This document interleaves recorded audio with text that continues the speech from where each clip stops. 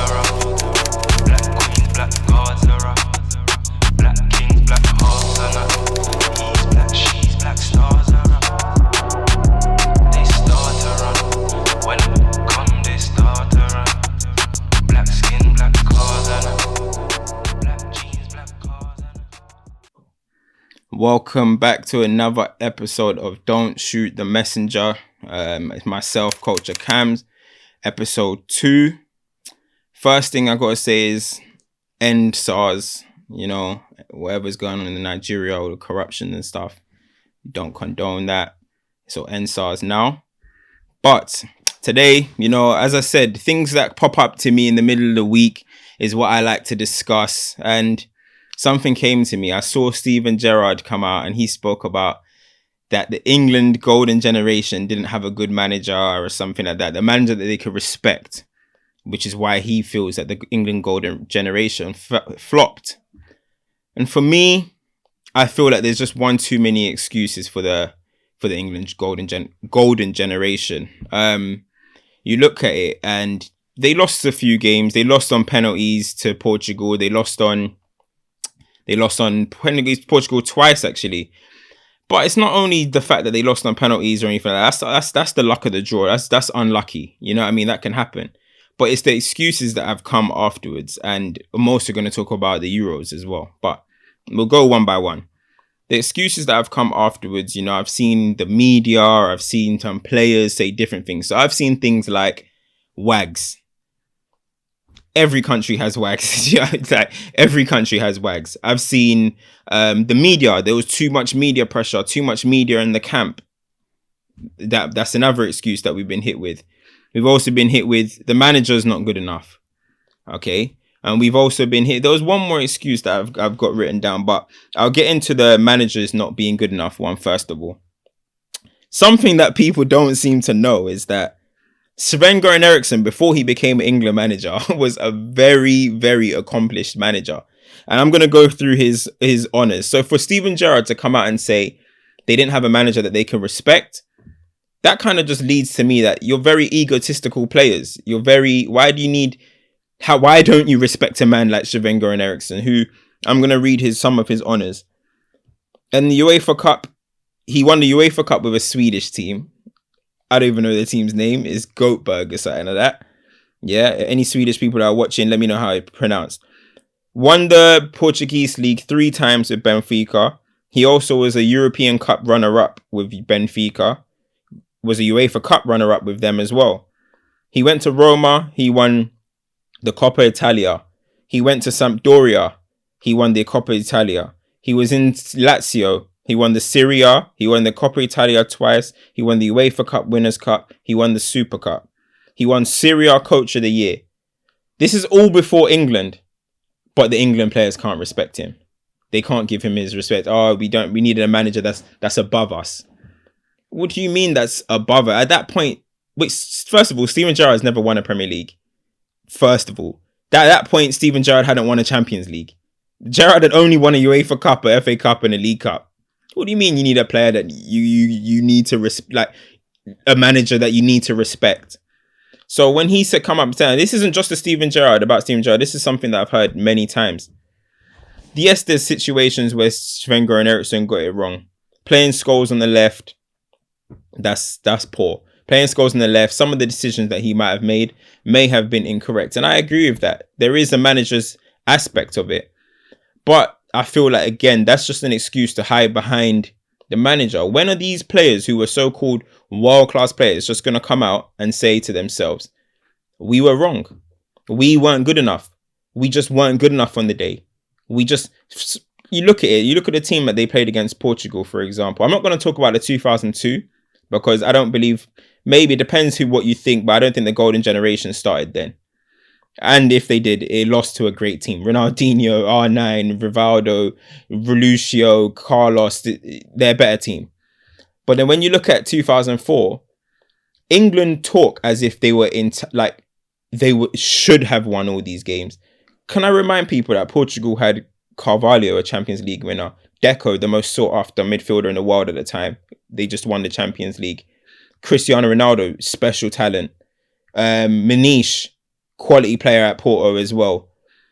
Figo, a Ballon d'Or winner in his prime. Like, these are amazing players that Portugal had. So the way England speak as if like we should have won, but this happened or this happened. How about you just lost to a team that had more quality than you? Has that ever dawned on people's mind? Then you go to 2006 and it was basically nearly the same England team pretty much and nearly the same Portugal team. And again, what was it? 0-0? It was 0-0, I believe, all the way till the fight. Well, Rooney got sent off first of all. So if you want to blame anyone, blame Wayne Rooney for getting sent off. So there's a lot of talk about we should have done this, we should have done that. And I just feel like it's just hiding too much. I've seen a few players talk about, I've seen Lampard talk about it, I think I've seen Rio talk about it. They speak about there was rivalry in the camp. So Liverpool players had their own division, Chelsea players had their own division, United, whatever. And then they couldn't see eye to eye when it comes to England. But that's a lack of leadership. That's again, egos. And that's a lack of leaders in the camp. For a team that had David Beckham, England's captain, Gary Neville, Rio Ferdinand, John Terry, Steven Gerrard, Jamie Carragher. I'm naming captains. I'm naming people that were captains or vice captains of their club, right? And you couldn't settle your differences for an 8-game tournament. You couldn't settle your differences. And I don't really buy into that excuse because when you look at, I don't really buy into that excuse because when you look at, for example, you look at Spain. Spain had the peak, and they've spoken about this already. Spain were going through the peak moment of Jose Mourinho and Pep Guardiola rivalry. They were going through that moment, the Jose Mourinho Pep Guardiola rivalry, right? Iniesta has come out and said that, and PK have come out and said that they believe Jose Mourinho was trying to damage Spanish football, all right? He was trying to damage Spanish football and trying to ruin the national team or whatever conspiracy they come out with. But what they have all discussed is that it did actually have a problem. It did create division in the camp. It did create a problem. But what did the Spanish players do? Casillas called a team meeting with the leaders of the team. So the Xavis, the Casillas, the Puyols, whoever was in that squad. They got together and they said, listen, we're going to put whatever we have at Real Madrid and Barcelona, whatever we have, we're putting it to the side and we're settling our differences. Because it's not only Real Madrid and Barcelona issues. You get players like Fabregas who will be siding with one person. Cazorla. There was so many people that are taking sides with who their mates are. But they settled their differences. And what did they go and do? They dominated the world. So for England to say there was problems in the camp and then, there was divisions, where's the leaders? Where's the leaders? Ain't that the players' fault? So when I hear about the manager, I'm just like, I feel like they're throwing the managers under the bus too much, in my opinion. I can't name you an outstanding England performer in the whole time of this golden generation. I couldn't name you. But then they'll go back to their club and then they do this, they do that. How about they take responsibility when they're out there? When you're playing for your country, you don't get much time with your manager anyway. So a lot of it is going to come down to it's going to come down to the players and the onus of the players and how they can impact a game. So for them to just blame, for me, the managers get way too much blame. And then it leads to, okay, Sven-Göran Eriksson is out of here, right? Okay, you get rid of Sven-Göran Eriksson. He's not done his good job. And you bring in Steve McLaren. I believe Steve McLaren got Middlesbrough to the UEFA Cup final. If I'm wrong, did they even win it? They got to the final? Okay. Now they're in charge. So are you telling me, listen, I'm going to go through the games that England, they did not qualify for Euro 2008. And I vividly remember baby Modric bossing Frank Lampard and Steven Gerrard, by the way. So I'm going to go through the teams that they played. Did you know that in 2008 Euro qualification, England drew 0-0 with Israel? Croatia done the double over England. 0-0 with Macedonia. and Russia won 2-1 over England. Is that Steve McLaren's fault? That prime Wayne Rooney, prime Lampard, prime Gerrard, prime John Terry, prime Rio, all of these, they were winning Champions Leagues. That's the manager's fault that they couldn't beat Israel. It's the manager's fault that they couldn't beat Macedonia. I mean, for me, listen, the golden generation had moments where I feel like now it's just become, if this happened, if that, if Carrick played. Listen, Carrick was a great player, but become massively overrated over his time now, because it was like, oh, if this happened, if that happened, if this. For me, they were a good team, very good team, and the players individually, names doesn't make a team. Names doesn't make a team. Let's talk about look at the Galacticos. The Galacticos didn't do nothing. R9 didn't win a Champions League with Real Madrid. The Galacticos were not a successful Real Madrid team. Ronaldinho was bossing the Galacticos with Barcelona. The Galacticos, it doesn't matter about names to make a good team. So I feel like there's too many excuses that's happened over the years.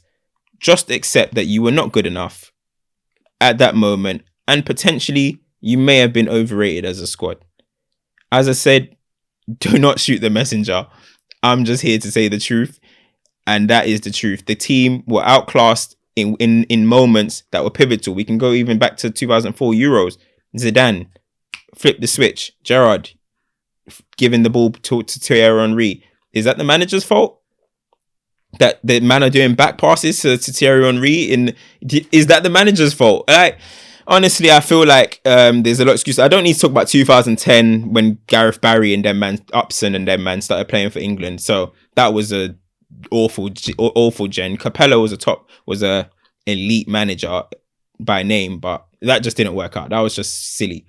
That's why I'm only going to stop at 2008. I feel like there's too many excuses that's come. And you know what? I respect the players. Because they all did something in their clubs. Like, they were great club players. But you know the difference between being a domestic legend or a legend in the game? There's a reason why some people are called all-time greats. They've done it club and country. Some do it club. Some can do both. And unfortunately, these England players, they could not do both. And it's just as simple as that. And one thing I would say is shout out to the defense, because I feel like the defense actually did well. When you look at these games, when you look at these tournaments, the attack and midfield are really who let England's golden generation down, in my opinion. The defense did well. John Terry did well. Rio did well. Campbell, when he had to play, did well. Ashley Cole, England's most consistent player I've ever seen, most likely. I can't even remember bad Ashley Cole games in club and country. It's rare. The guy Messi never scored against Ashley Cole. Like, the guy is the pillar of consistency, and he did great for England, I feel. And whoever played right back, it was Gary Neville, sometimes Glenn Johnson here, whoever it was. I think the defense were good. I think the keepers, England never really had the answer. Paul Robinson, David James, Scott Carson. Like, honestly, not the standard, is it? Not David Seaman getting lobbed by Ronaldinho in the 2002 World Cup. I think they had issues with the goalkeepers. The defense for me was patterned. Midfield and up front didn't do their job. Wayne Rooney, I love him. Arguably my favourite player ever. England, he was not about. When it really mattered, he was not about. So we move on from there anyway, man. We'll move on from there. And as I've mentioned Brazil a few times in 2002, it made me just... Where has the flair? Where has the flair in football gone? Where has it gone? You look at Brazil, R9. Remember the days? Listen, Denilson. Do you remember guys like Denilson? Where has Brazil had R9, Denilson. They had Kaká on the bench. They had Ronaldinho, Rivaldo. Roberto Carlos had flair. Like, Cafu had flair. Like, they had flair everywhere. And it even went through... Who? Cerny. They had so much, and you look through and there was Robinhos and Adriano, and Brazil was such a flary country. And we all remember the Joga Bonito adverts. We remember all of that. that was what we all grew up on. Well, my generation, that's what we grew up. We grew up on the Jogo Bonito adverts and stuff. Brazil were that country where it was samba football. Everyone must remember. Oh, Maria, you remember that, Maria? Bro, you can't do that for this generation. Bro, you gotta play rock and roll or something for this gen. Like, I'm seeing Casemiro, Fabinho, Fernandinho. Like, it's so stiff. I'm not. Remember when they had Oscar and Wagner Love and jeez, what has happened to the flair in Brazil? Like, do they not play in the streets no more? They're calling Gabriel Jesus a street baller. If Gabriel Jesus is a street baller, then we need to go and I need to go check the streets. I really need to go and check the streets. What is going on in the streets? These aren't the streets. We gotta call them the pavements or something. They're not the streets. Because if Gabriel Jesus is a street baller, then we're in trouble. This generation, we are in trouble. And I feel sorry for the new youths that are growing up. But it's not only in Brazil, to be honest. Let's think about it. Like, we talk about individual quality, right? Individual quality in football. And it's not about who can do this or who can do that. But when you talk about the wide men, you know, you really expect the skill from the wide men. Or maybe the odd time it might be a striker or your attacking midfielder or whatever. There's not many wingers or there's not many players nowadays that have that kind of individual brilliance where they just want to, they'll beat you through skill, or they have that individual quality that wins games on their head. I feel like a lot, do people think, and this is a question I'm going to ask people, do people think there's an over reliance on tactics nowadays? Are players being overcoached? Are people becoming too European style of playing? Because I remember the days where there's magicians like Zidane, magicians like even going back to Iniesta days. Iniesta can flip a game on his head like that through just a bit of genius. And again, like, you look at the wingers, I always say it now, I feel like Neymar is the only winger that, maybe you can say Mbappe, but I think Mbappe is very reliant on his athleticism and his pace. But you look at Neymar, I feel like he's the only one that's really, I'm going to get the ball, I'm going to take you on and try to beat you. Of course, there's people at lower levels, like there's Hazards, not lower levels, sorry, I was going to say Zaha. There's like Zahas and stuff, but I'm talking about the top level. You get Hazard, you do get Eden Hazard, who does it as well, but I don't think there's many that are really, I think a lot of them now, wingers, are now kind of inverted strikers pretty much. They're pretty much strikers. They like to poach goals nowadays. So it's just interesting to me. That's a question for people. Do people think that it's become overcoached, over tactics? What do people think it is? And lastly, actually not lastly, I got 2 more points. What do people think about who's going to dominate in the future? Because you look at France, and France for me are the only team that I look at and I feel like they're primed to go and dominate in the future. Or I feel like their team now is still levels with the past teams. And I'm talking about the past teams as the Henry, Zidane's and all of that. I think this France teams, of what they've got coming up, are primed to replicate that era. I'm looking at some of the players that they've got just on the bench. Dembele's, Aouar. They've got Camavinga coming through, who, by the way, he is absolutely ridiculous. If anyone doesn't know about Camavinga, please go and watch some videos of him. He's a special player. He's going to be a special player for a long time. And look at France's team. They're so stacked from under 21 to the first team. So many good players. And this is even with Benzema not deciding to, well, they've banned Benzema. They've got so many options. And I want people just to go through their deep pool. Deep pool. And I look at Spain's team. I saw Spain. I saw Italy's team. They are the shadow of what they used to be. No disrespect to Ogbonna. Yeah?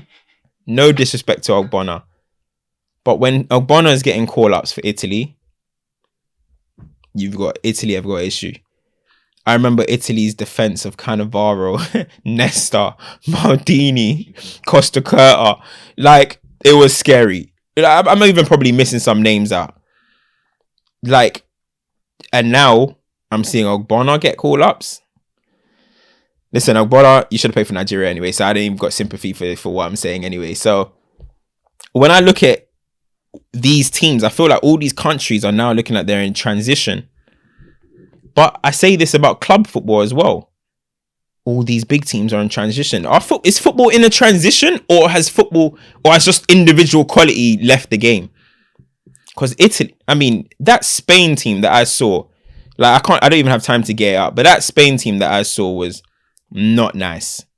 It was not, when you think about the generation of Xabi Alonso, Fabregas, David Silva, Juan Mata, Cazorla, Xavi, Iniesta, 7 elite ballers. I just named Busquets, flipping out, David Villa, Torres, Pedro. Like, it's different level. And I look at this team, I was seeing Canales, I was seeing Adama Traore. And again, no disrespect to Adama Traore, but if Adama Traore is getting Spain call-ups, for me, that's not the standard. You get me? That's not the standard. I'm sorry to say, innit? People might be mad at that. I'm sorry to say he's not the standard. But yeah, it's just funny looking at these. Like, England are in a bit of a transition as well, and with a couple players coming through, Foden, Greenwood, Sterling's established at this point. Sancho, Grealish is old. People seem to think he's young. He's 25. But they're going through a transition as well. And I look at these and I feel like it's only France that are really primed at the moment. Really, really primed. Brazil's team as well. Like, I was looking at their team and it's bland. There's nothing really exciting about them. Germany, I've got a few ballers coming through. Gnabry, Havertz, Sane, Werner. That's a good team. That's a good little front line anyway. So but again, is that a transition period? Are they going through a transition period? Kimmich, very young team. But Germany, to be fair, just naming their players, is actually quite a good team actually. Their backline still is probably aging a little bit. They still got Boateng sometimes out there. I think he's not out there no more. But their team is a bit tired. They retired Hummels and stuff. So we'll see. But France, for me, are definitely the number one country in the world at the moment. And let's see. Belgium's golden generation is almost over. Didn't really do much. Do you know what I mean? Like, Hazard's now overweight and doesn't really play football anymore. I don't know if he's a footballer anymore. Lukaku's obviously still doing his thing. So Belgium, KDB's 29. So again, a lot of these countries are going to go through another transition or are going through transition. So France, for me, are the only ones ready. But that's the international stuff over. Obviously, it's international week. I thought I'll give you a bit of international talk. But lastly, what is the greedy ass Premier League doing? Charging people $14.99 to watch football games. They were giving it all for free right now. And I understand that teams are going to need to find some way of recouping money. And people probably pay more than that when they are going to games. But the difference is they are going to games. They are getting that live feeling. They are getting the feeling of being around people. That's why you pay that much. You don't want to pay because you're at home. We're paying for Sky. We're paying for BT. We're paying for, some people are even paying for these La Liga subscriptions and stuff. People are paying. We're paying out about us. Some people have to get Amazon Prime because there's some games that show on Prime. Everyone's paying big money to watch football, and now the Premier League are doing this pay-per-view service. I think it's just a lot of greed. I mean, if it was £15 a month, then okay. But it kind of seems like they want to make as much money as possible. You're always going to take a loss through this period. It's a pandemic. If you guys are going through losing money, what do you think the regular person's going through? What do you think the people in the council estates or the council flats or whatever are going through? Furlough. Some people aren't even on furlough. Some people just don't have a job. And it's hard to find jobs at the moment. But hey, let's charge £15 to watch our club from our seat. We might not even have food in the kitchen, mate. Like, in all honesty, I feel like the Premier League is being massively being very greedy when it comes to that.